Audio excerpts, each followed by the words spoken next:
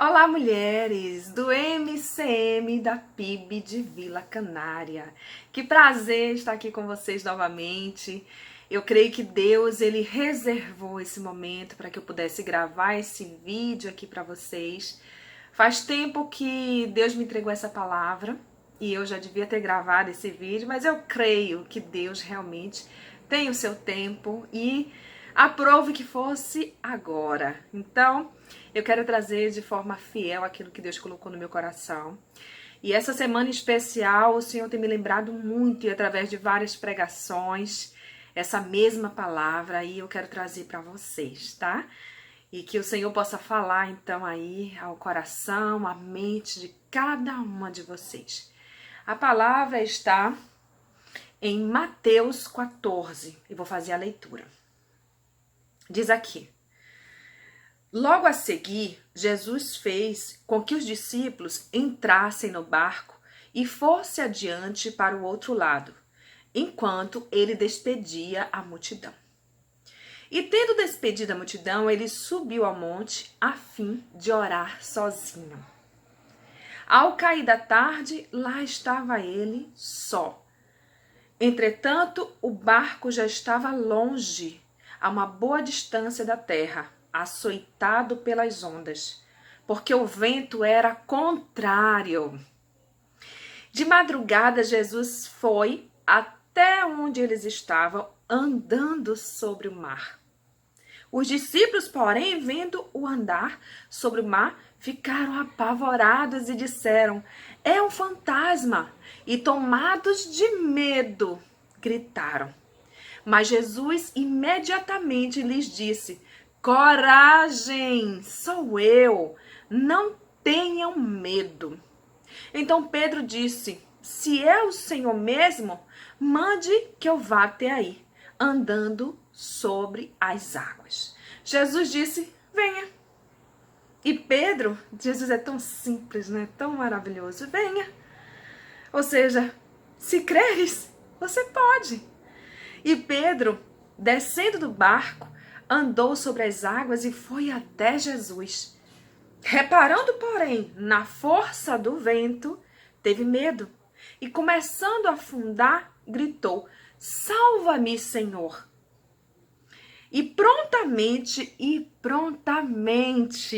Jesus estendeu a mão, o segurou e disse: homem de pouca fé, por que duvidou? Amém. Eu vou parar por aqui, mas como Deus fala aos nossos corações, aqui nesse trecho, primeira coisa que eu percebi é que Jesus, ele tirava tempos para ficar só.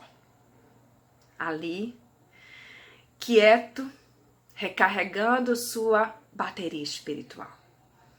Jesus, ele tirava tempos. E aqui diz que ele ficava só. E é tremendo a gente saber o quanto é importante e produtivo as paradas, né? É importante que a gente pare para recarregar as baterias física, emocional, mas espiritual também. E essa é uma coisa que me chamou a atenção para lembrar vocês. É muito importante e necessário que façamos paradas.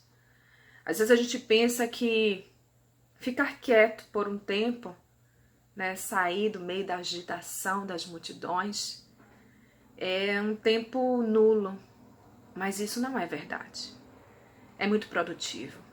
É produtivo que a gente recarregue essas baterias e nos mantenhamos conectadas com Deus para que Ele possa nos encher e assim estejamos prontas para dar. Realmente, a gente só dá aquilo que tem. Então, não é meu, poder de Deus. O óleo que me enche da unção, que é poder de Deus, não pertence a mim. Pertence ao Senhor. Mas Ele não enche vaso para ficar cheio, enfeitando, decorando nada. Ele enche até que esse vaso transborde. E esse poder dele alcance vidas. Essa é uma coisa que eu quero abordar aqui. A outra coisa é que Os ventos sempre vão dar contra nós. No mundo tereis aflições, disse o Senhor. Ele nunca nos escondeu. Mas antes disso, ele diz que a gente deve ter paz. Tenho-vos dito isso para que em mim tenhas paz. No mundo tereis aflições, mas tende bom ânimo, porque eu venci o mundo. Então, os ventos vão dar sim contra nós, né? O vento balançou meu barco em alto mar. E é isso mesmo, o vento vem. Mas se a gente está firme na rocha, que é o Pai, a gente não vai cair. O nosso barco não vai afundar. Basta que tenhamos raiz no Senhor. E aí ele teve medo e o Senhor disse: coragem, não tenham medo. Tremendo isso, né? A gente não precisa temer. Eu sei que o medo, ele faz parte, né, das nossas emoções e ele é importante para evitar que acidentes aconteçam, né, para nos livrar de situações realmente que possam acontecer na nossa vida. Por exemplo, uma cobra. Às vezes você vê uma árvore assim, você olha uma fruta na árvore e fala: ai, como eu queria pegar aquela fruta. Ah, mas eu não tenho como subir. Basta ver uma cobra que você sobe um segundo, nem sabe como subiu. Então, o medo é importante nesse sentido, sim. Mas o medo, o pavor, né, o amedrontar, o medo paralisante, esse não é saudável para as nossas emoções. E ele disse aqui, vou ler de novo, ele disse: coragem, sou eu. Não tenho medo. E aí Pedro, para se certificar de que era o Senhor, ele queria uma prova. Se é o Senhor mesmo, mande então que eu vá até aí. E o Senhor disse: venha. E ele foi. Enquanto ele andava passo a passo, olhando para Cristo, imagina, né? Enquanto ele olhava, ele vivia o sobrenatural. Porque é sobrenatural para nós andar por sobre as águas. Mas no momento que ele prestou atenção, né, que ele olhou, aqui ele até fala, ele andou sobre as águas, mas ele reparando a força do vento, ele teve medo. Assim acontece conosco também. Não dá para a gente ficar reparando o que acontece ao nosso redor se nós queremos viver o sobrenatural. Viver o sobrenatural não é andar com olhos carnais, olhos físicos, observando o que não tem, o que falta, o quanto gostaria de ter, observando a vida que se leva, mas é olhar para tudo isso e conseguir enxergar Cristo em cada situação. Não olhar com um olhar de tristeza, mas olhar com um olhar de fé para tudo isso e pensar: Deus está comigo. Porque ele disse: não temas, sou eu. E ele estava assim ali. Ele nunca os deixou.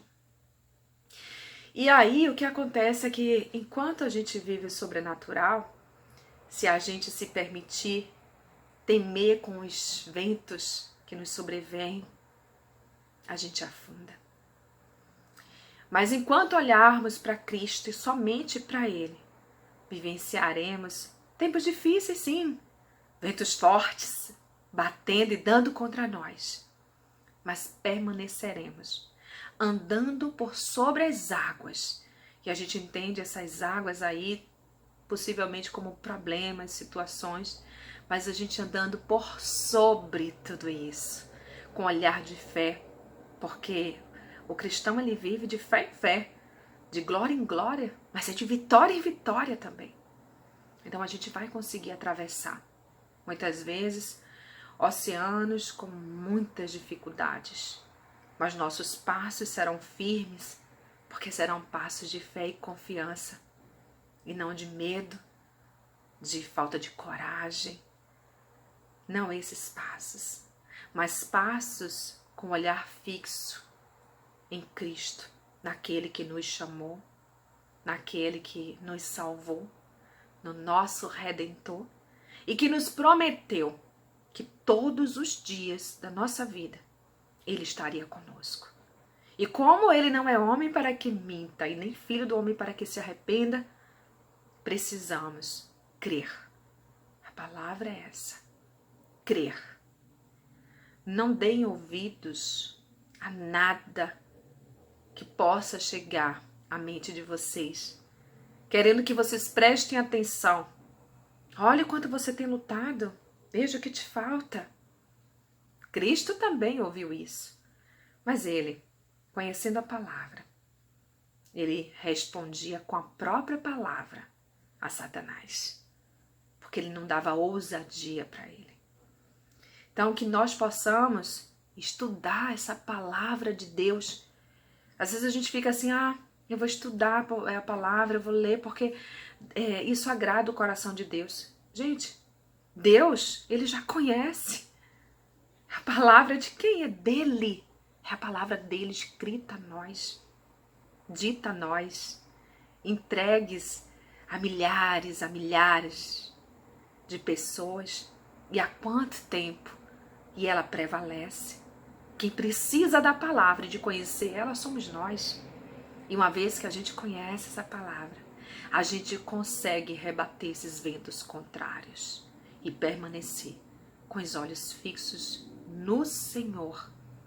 Lembre que Ele é quem te guia, que o seu passo não vem como passo de quem caminha humanamente falando. Não. Mas se nós cremos no Senhor, no seu poder, no seu amor, no zelo, no cuidado que Ele tem por nós, em sua graça, em sua misericórdia, em sua palavra, nós caminhamos com passos de fé e como mulheres de coragem. Tem um louvor que eu amo muito, que ele fala um pouco a respeito disso que nós estamos conversando aqui, que diz assim: se o sol se pôr e a noite chegar, tu és quem me guia. Se a tempestade me alcançar, tu és meu abrigo.